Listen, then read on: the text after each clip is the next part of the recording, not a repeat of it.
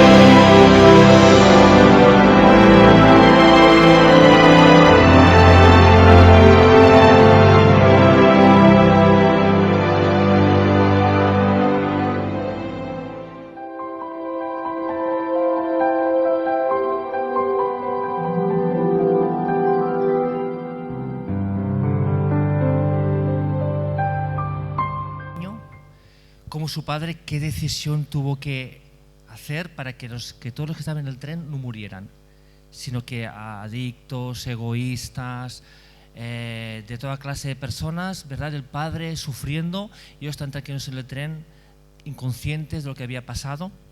Y así es la sociedad que tenemos hoy en día. Por el sacrificio de nuestro amado Señor Jesucristo, ha traído paz, salvación y esperanza para cada uno de nosotros. Pero incluso nosotros, siendo cristianos, a veces vivimos con limitaciones en nuestra alma. Como he dicho antes, a veces podemos vivir incluso con falta de esperanza por problemas que tenemos, nos liamos en la vida natural, y nos falta esperanza y el gozo que Dios nos ha prometido. Hay topes que no nos permiten avanzar más, hay topes que nos paralizan espiritualmente y emocionalmente.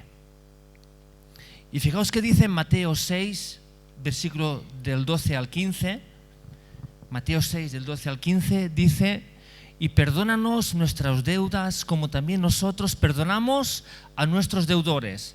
Y no nos metas en tentación, mas líbranos del mal, porque tuyo es el reino y el poder y la gloria por todos los siglos. Porque si perdonáis a los hombres sus ofensas, os perdonará también a vosotros vuestro Padre Celestial. Mas si no perdonáis a los hombres sus ofensas, tampoco vuestro Padre os perdonará vuestras ofensas. A lo largo de nuestra vida, familia, vivimos situaciones en las que podemos experimentar injusticias, ¿verdad? En las que podemos experimentar traiciones, podemos experimentar abandonos, podemos experimentar situaciones en las que yo no tengo nada que ver y me vienen unos palos, ¿verdad? Situaciones en las que nos pueden llegar a hacer albergar un rencor y una falta de perdón para alguna o varias personas. Incluso a veces, a mí me ha pasado, y creo que a todos, nos queremos autoconvencer de que aquello que me hicieron yo ya lo he perdonado. Yo me quiero autoconvencer, ¿verdad? Y con mi mente yo ya, Señor, yo ya lo perdono a esta persona, ya no me afecta, aquello ya pasó, no me afecta. Ahora, cuando la realidad es que cuando tú recuerdas aquello que te hicieron de una forma en detalle, viene aquello. Uno dice, no, yo lo perdoné, aquello ya no está. Pero cuando recuerdas aquello en detalle por una persona que te viene y tal, tú notas que algo hay ahí que todavía está clavado en tu corazón. Con la mente podemos entender que tengo que perdonar. Señor, yo tengo que perdonar. Pero muchas veces las emociones no nos acompañan. Dice la palabra de Dios en Juan 10:10. Fijaros. Dice, el ladrón no viene sino para robar, para matar y para destruir. Pero dice el Señor, yo he venido para que tengáis vida y para que la tengáis en abundancia. Jesús ha venido para que tengamos vida en abundancia. Vida incluye gozo, incluye visión, incluye esperanza en abundancia. Ahora bien, ¿qué es la vida que Dios nos da? Estar vivo significa estar despierto, ¿verdad? Un vivo puede ver, un vivo puede respirar, un vivo puede sentir, puede amar. Pero hay muchas personas que están muertas en vida. Hay personas en las que parece como que pueden ver, pero no saben a dónde van. Pueden respirar, pero parece que a veces falta el aire.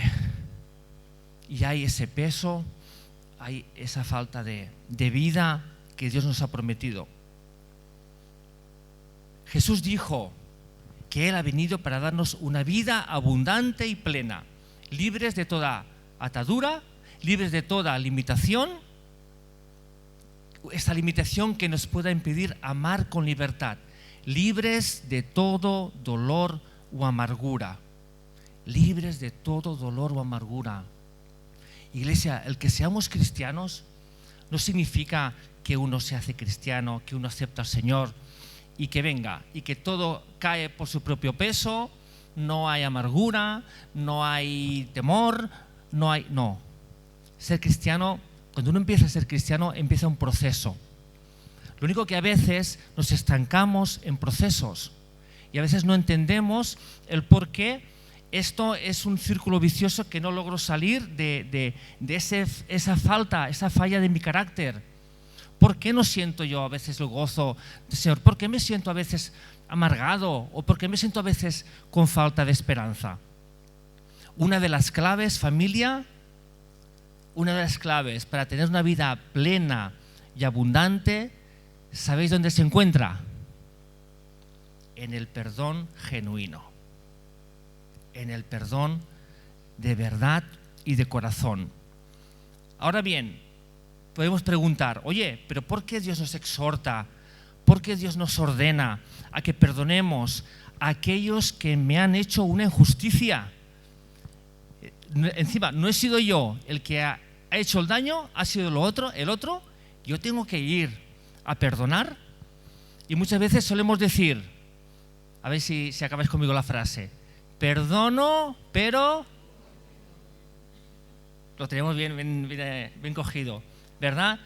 Vale, yo lo perdono, yo la perdono, yo sé que, pero no olvido, ya me la pagará, ¿verdad? Aquello.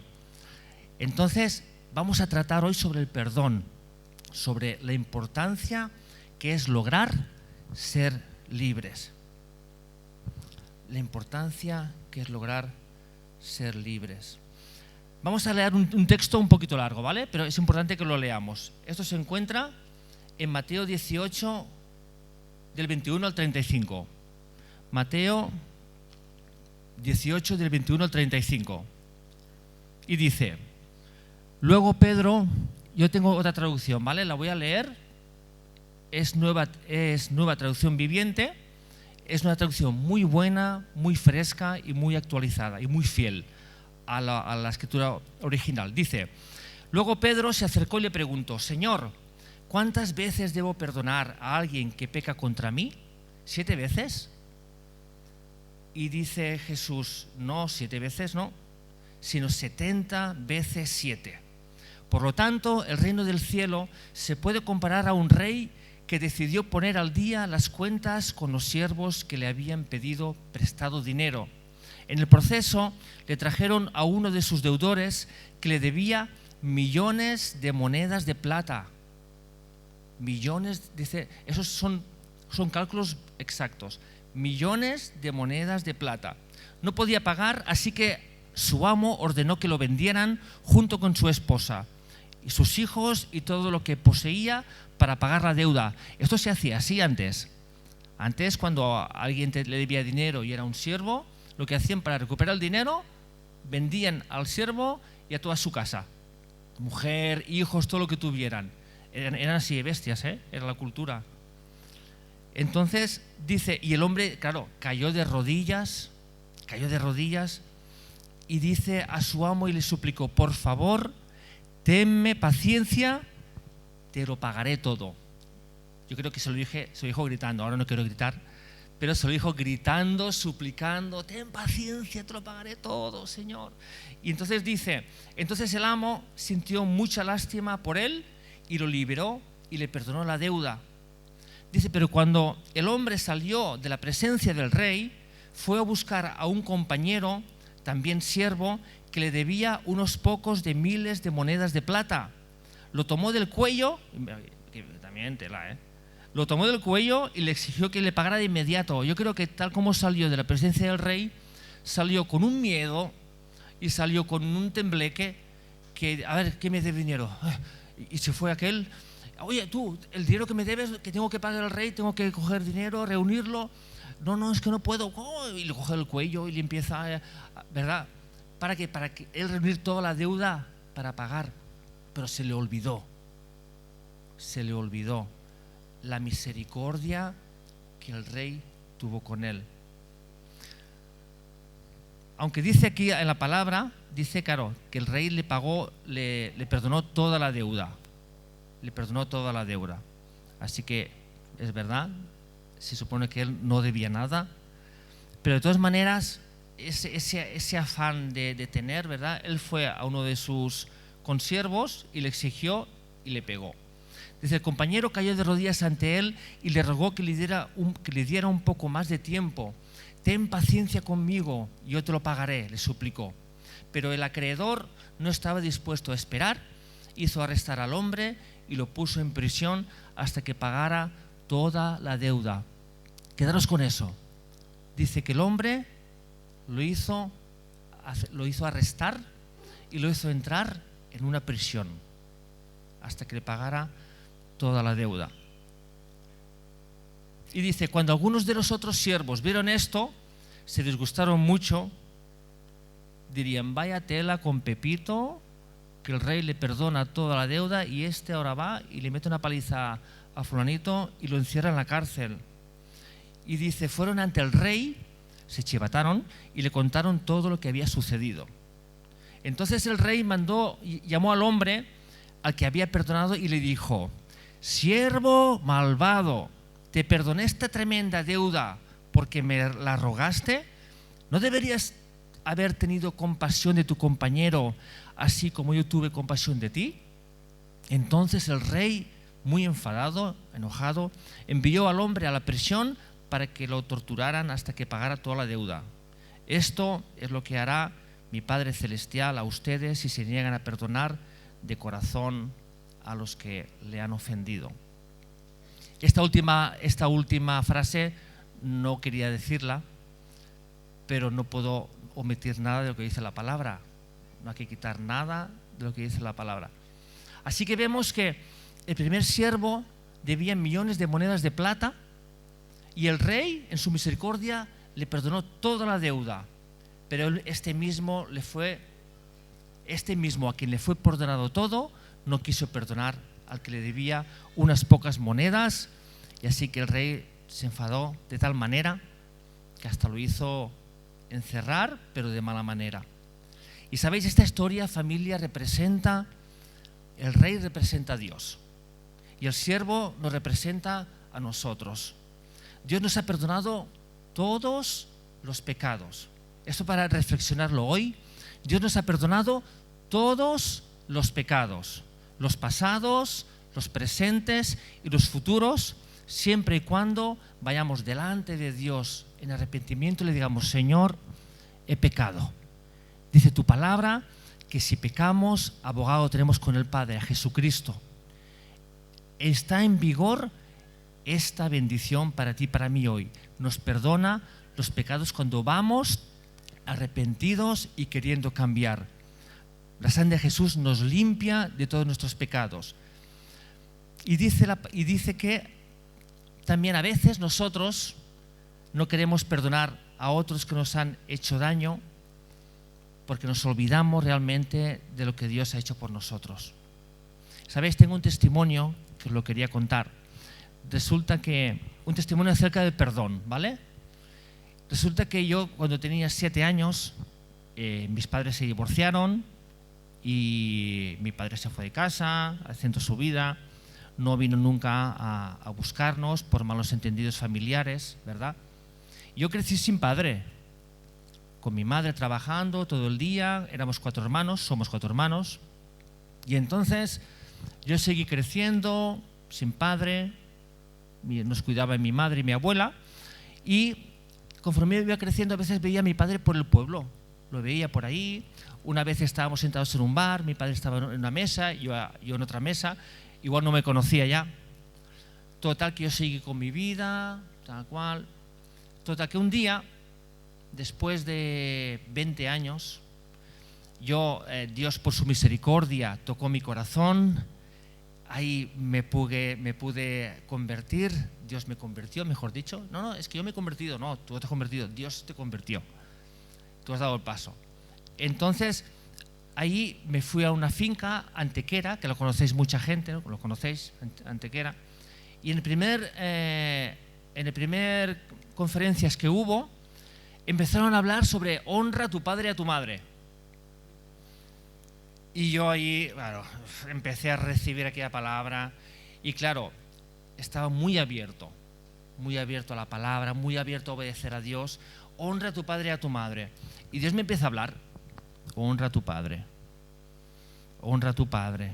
Y yo, Señor, ¿pero cómo voy a honrarlo si hace 23 años que no lo veo, 24 años? ¿Cómo voy a ir? Y aquello era constante, hasta que tuve que tomar la decisión y escribí a mi primo, que él tenía contacto con mi padre de vez en cuando, y total que le dije a Ramón, digo, mira, habla con mi padre que quiero hablar con él. Llamó y dijo, mira, Carlos, quiero hablar contigo. ¡Uy, hombre! ¿Y eso? No sé. Bueno, pues mira, quedamos en el parque de Chiribex. Tal día, tal hora quedamos allí.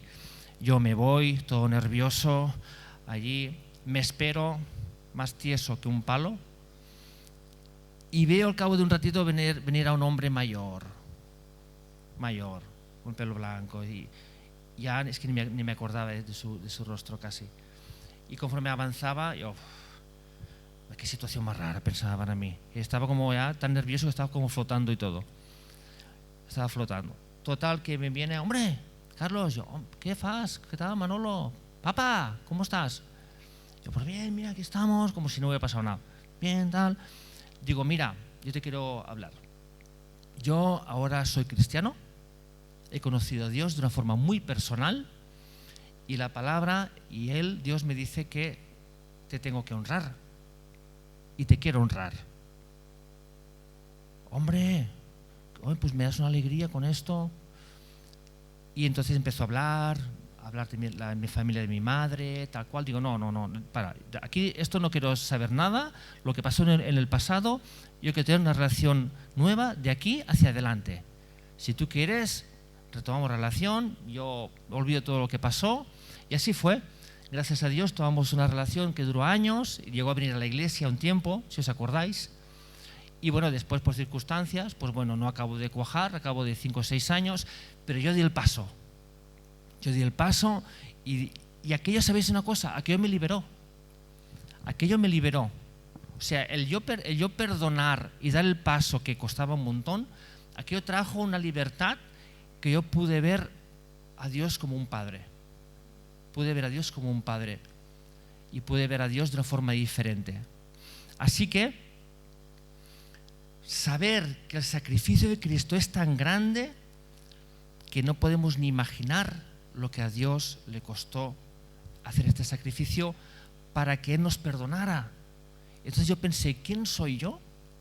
Dios me ha perdonado las barbaridades que he hecho, que es inimaginable. Y si Dios me ha perdonado así, como yo, a la luz de ese perdón, ¿cómo no voy a perdonar a los demás? Y eso me hizo reflexionar y me hizo entender muchas cosas. Encima, cuando estaba en Antequera, tuve un sueño que Dios me mostró de alguna manera. Es algo muy personal, ¿vale? Lo coges si quieres, si no, lo dejas.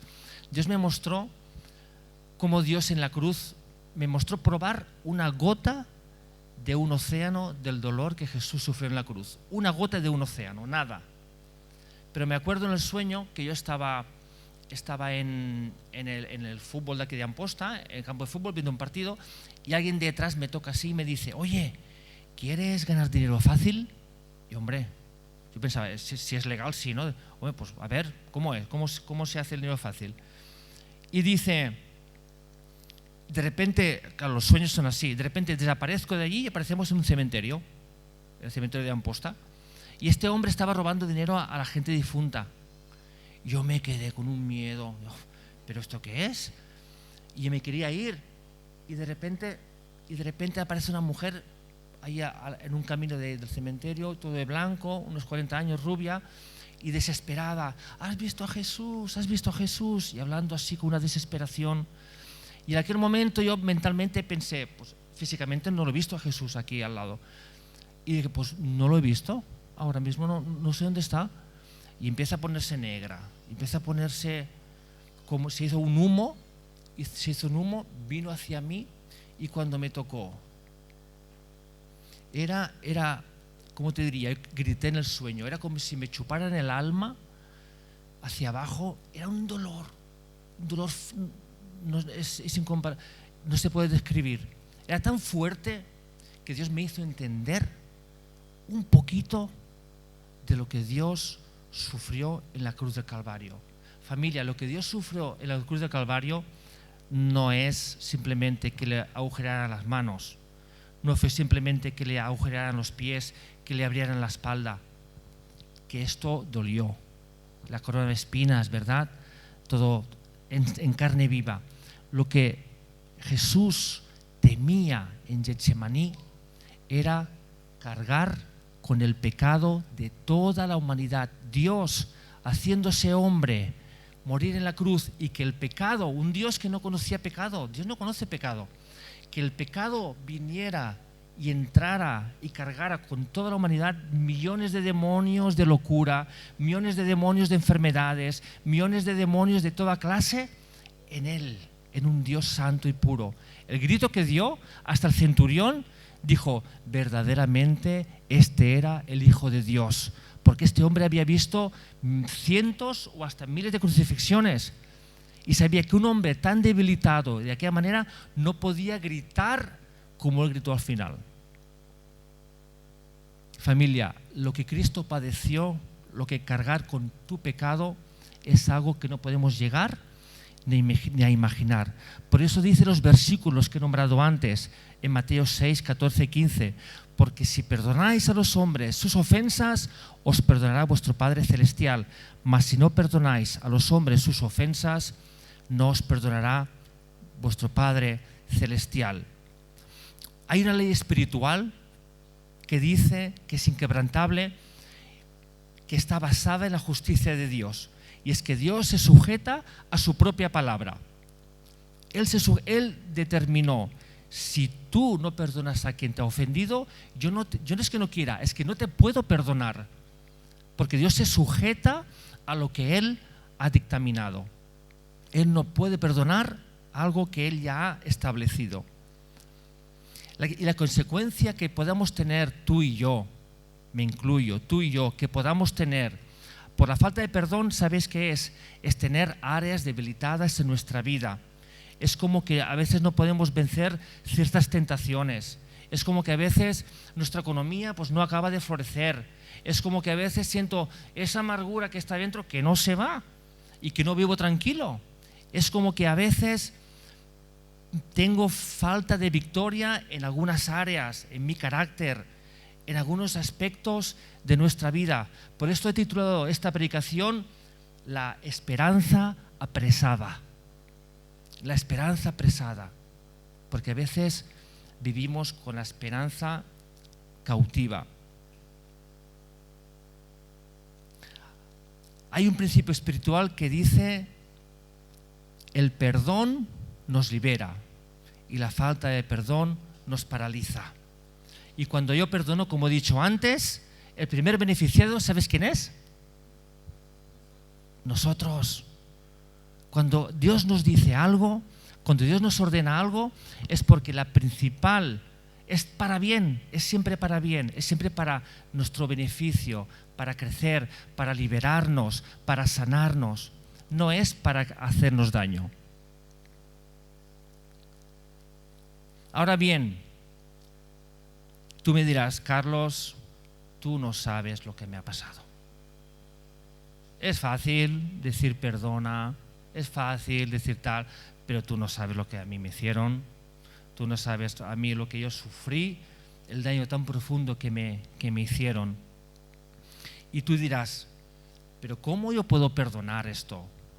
¿Cómo yo puedo perdonar de todo corazón? Y encima, ¿sabes qué, Carlos? Lo he intentado, pero no puedo. Perdono con mi mente, pero mis emociones no me acompañan. Y no sé cómo hacerlo.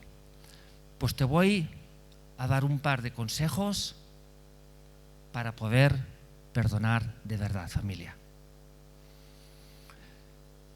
Cuando Dios nos muestra cuál ha sido su perdón real, cuando tenemos esa revelación de lo que Dios ha hecho por mí, todo lo demás, mis argumentos, créeme que se van a debilitar un montón. El primer paso es entender que tú y que yo no podemos perdonar a nadie. Tú y yo no podemos perdonar a nadie porque somos una naturaleza caída. Nacimos con la naturaleza caída, con maldad. Ahora bien, sí podré perdonar de una forma genuina con el amor de Dios. Con el amor de Dios. ¿Qué dice la palabra? Con Cristo estoy juntamente crucificado y ya no vivo yo, sino que vive Cristo en mí. Ya no vivo yo, vive Cristo en mí. Es entender que tú ni yo con mis fuerzas yo no puedo perdonar. Es saber que es con la gracia de Dios a través de mí que yo lo podré perdonar. Segundo paso, exponerme delante de Dios y ser transparente. 100%. Dice la palabra en Salmos 139, 2 y 3. Dice: tú has conocido, Señor, mi sentarme y mi levantarme. Has entendido desde lejos mis pensamientos. Has escudriñado mi andar y mi reposo. Y todos mis caminos te son conocidos. Dios te conoce. Dios me conoce lo más profundo de mi ser. Y cuando yo entiendo que yo no puedo perdonar, pero que el amor de Dios a través de mí sí que puedo hacerlo, familia, ponte de rodillas. Ponte de rodillas. Ponte de rodillas, pero de verdad. Ponte de rodillas de tal manera en que empieces a orar y a bendecir a la persona que te ha hecho daño hasta que no te duela. Orar y bendecir a esas personas hasta que no te duela. Hasta que pensar en él, hasta que pensar en ella, sientas que al bendecirla, notas que se está desatando algo. Y decir: Señor, tú me conoces, yo no puedo perdonar a tal persona en mis propias fuerzas, pero tú a través de mí sí que puedes perdonarla. Y entender que en Efesios 6:12 dice: porque no luchamos contra enemigos, dice la palabra en la NTV, no luchamos contra enemigos de carne y hueso. Esa no es nuestra lucha, sino contra gobernadores malignos y autoridades del mundo invisible, contra fuerzas poderosas de este mundo tenebroso y contra espíritus malignos en los lugares celestiales. Esa es nuestra lucha. El enemigo usó a mi padre. El enemigo usó a mi padre para destrozar la familia. Y yo creía que había sido Manolo quien destrozó la familia, pero entendí que no fue Manolo, que Manolo fue una víctima, un instrumento en las manos del ser más malvado que existe. Y nuestra lucha es contra él, es contra este ser. Nosotros somos recipientes que o nos llenamos de Dios o nos llena el enemigo. Y a veces, dice Pablo, lo sabía. Y él decía: quietos, tu lucha no es contra las personas, es contra lo que hay detrás de las personas. Cuando entendemos esto, vemos a nuestros verdugos con compasión. Con compasión, porque sabemos que como Dios no toque sus vidas, ellos van a ir a un lugar en donde no es nada agradable estar.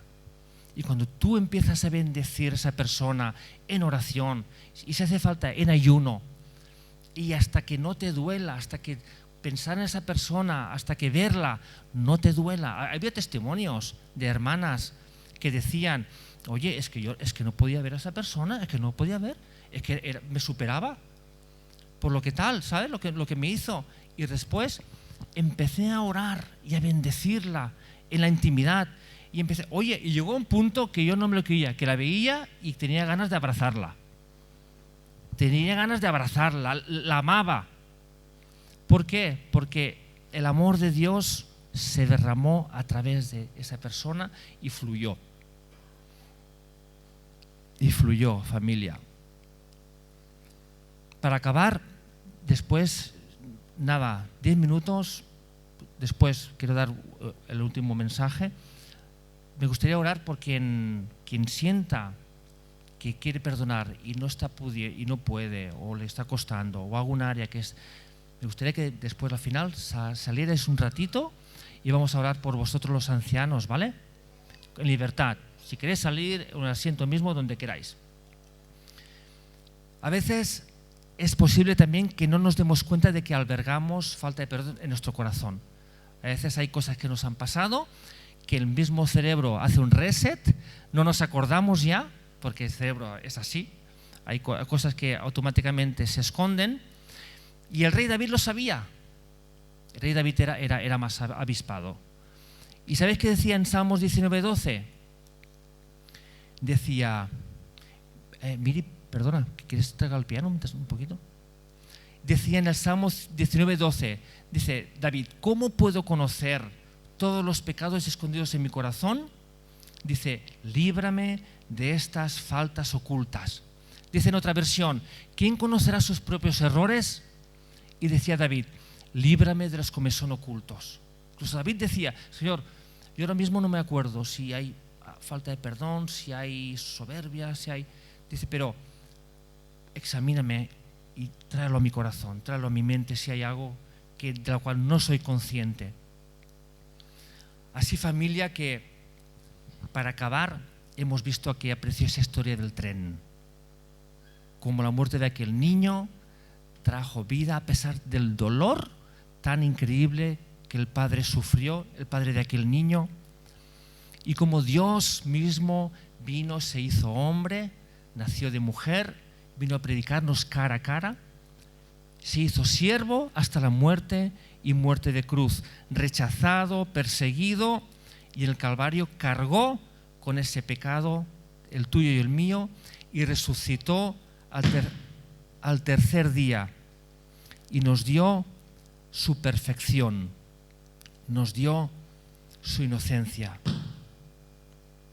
Es increíble entender cómo Dios ha hecho sustitución en la cruz. Imaginaros que estáis endeudados con 500.000 euros